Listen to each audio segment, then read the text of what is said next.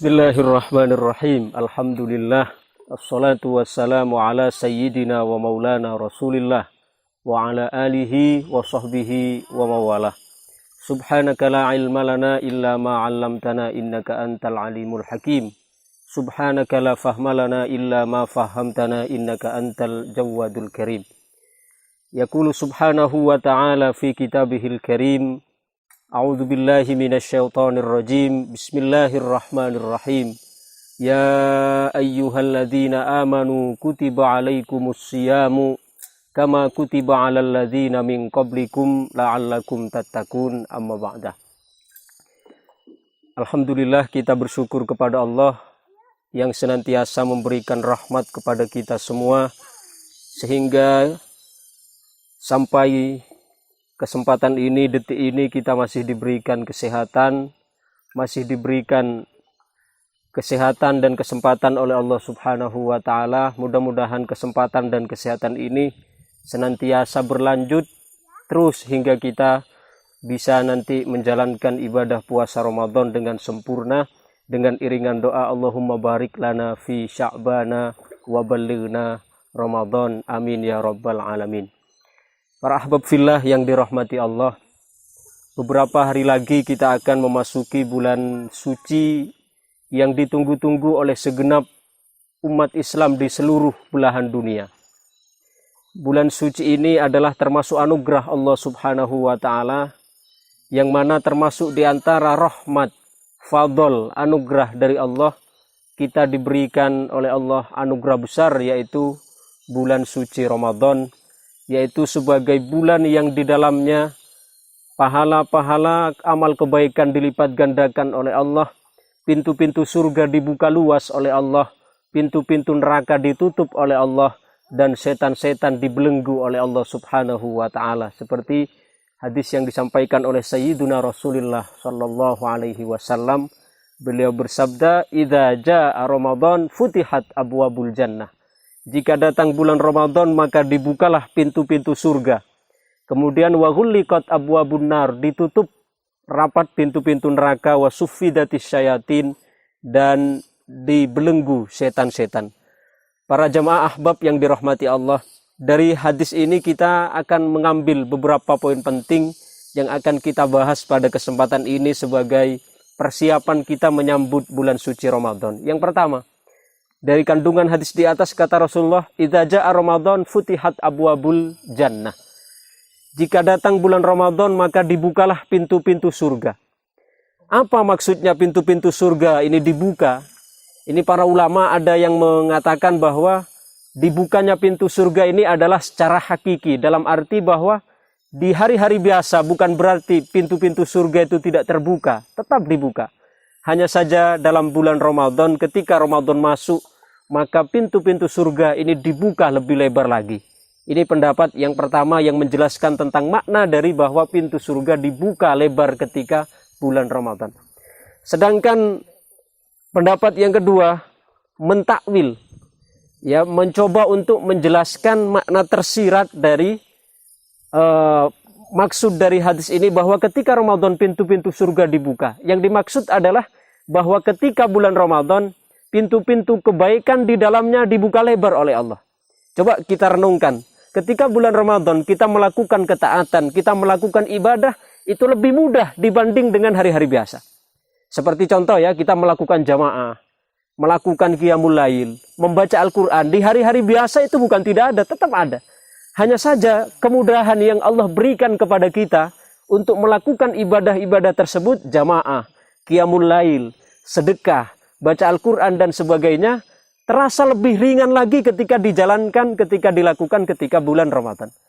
Ketika pintu-pintu kebaikan itu dilakukan oleh kita, maka pintu-pintu kebaikan itu yang menjadikan seseorang sampai kepada surganya Allah Subhanahu wa Ta'ala. Ini makna tersirat kata para ulama dari makna bahwa pintu-pintu Ramadan, ketika Ramadan tiba maka pintu-pintu surga dibuka oleh Allah Subhanahu wa Ta'ala.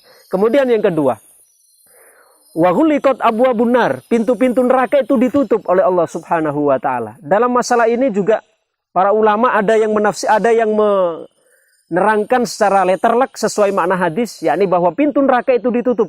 Ketika bulan Ramadan ditutup secara zahir. Sedangkan yang kedua, makna yang kedua, ulama menjelaskan lebih kepada makna tersirat dari apa yang dimaksud bahwa ketika bulan Ramadan pintu-pintu neraka ditutup oleh Allah Subhanahu wa taala, maknanya adalah karena ketika bulan Ramadan pintu-pintu maksiat itu lebih sedikit dibandingkan ketika di luar bulan Ramadan.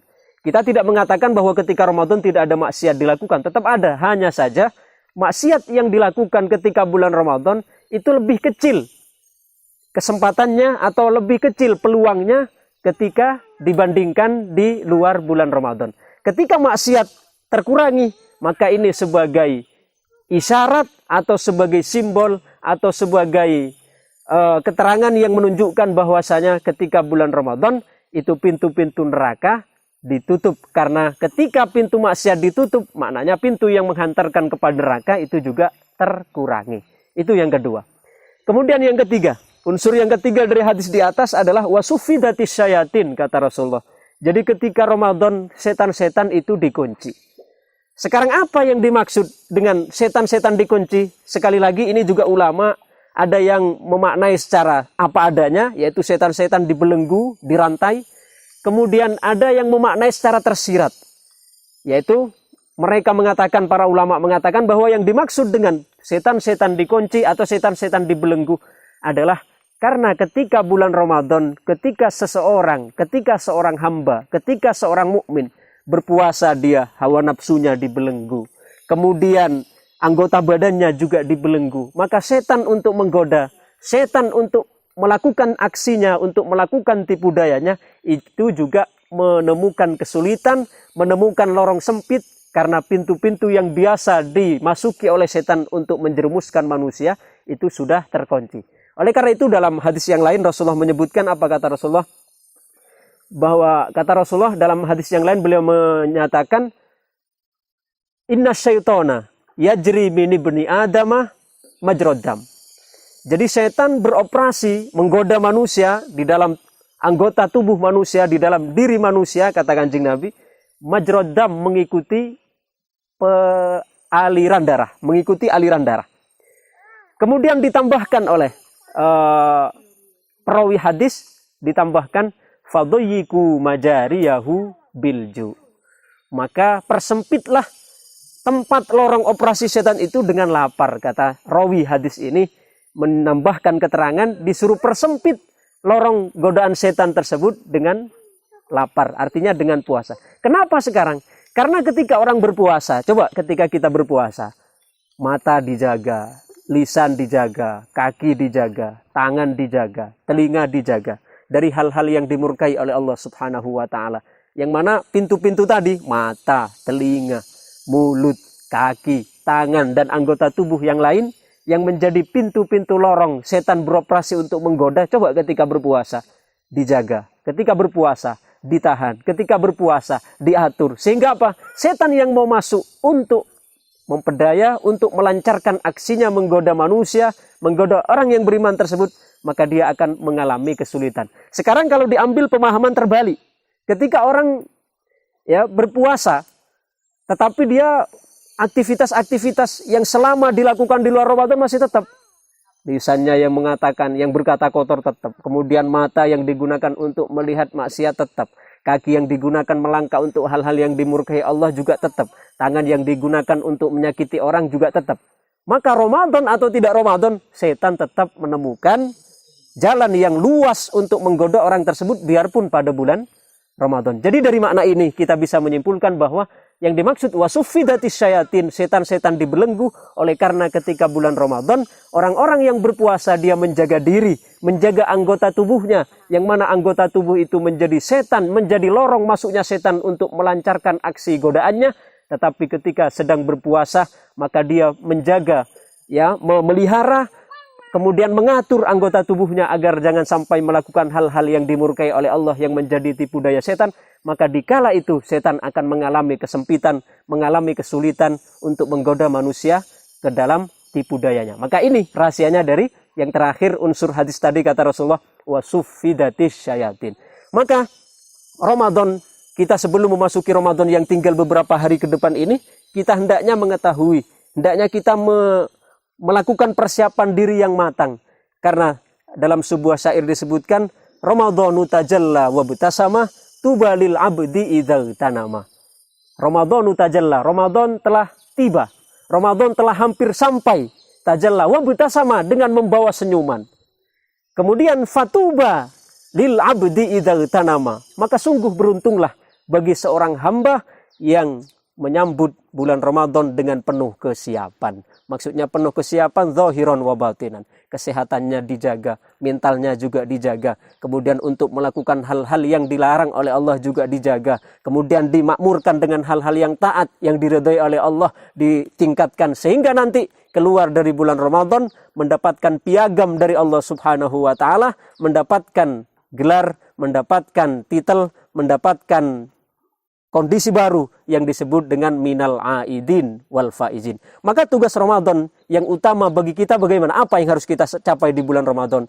Yang harus kita capai di bulan Ramadan ini sesuai dengan tujuan puasa yang difirmankan oleh Allah dalam surat Al-Baqarah ayat 183, kata Allah, Bismillahirrahmanirrahim. Ya ayyuhalladzina amanu kutiba alaikumusiyam kama kutiba alal ladzina min qablikum la'allakum tattaqun. Hai orang-orang yang beriman, diwajibkan atas kalian berpuasa sebagaimana diwajibkan atas orang-orang sebelum kamu agar kamu bertakwa. Coba kita perhatikan ayat ini. Yang pertama, di dalam ayat ini yang dipanggil oleh Allah, taujihul kalamnya, khitabnya, yang diseru oleh Allah siapa? Orang-orang yang beriman. Ya ayyuhalladzina amanu. Jadi orang-orang yang tidak beriman tidak masuk di dalam seruan untuk melakukan ibadah puasa. Kemudian kutiba alaikumusiyam, diwajibkan atas kalian berpuasa. Jadi khitabnya tadi yang diseru oleh Allah adalah orang-orang yang beriman. Apa seruannya? Diperintahkan untuk melakukan puasa. Kemudian lanjutannya ayat, kama kutiba alal ladzina min qablikum, sebagaimana diwajibkan atas orang-orang sebelum kamu.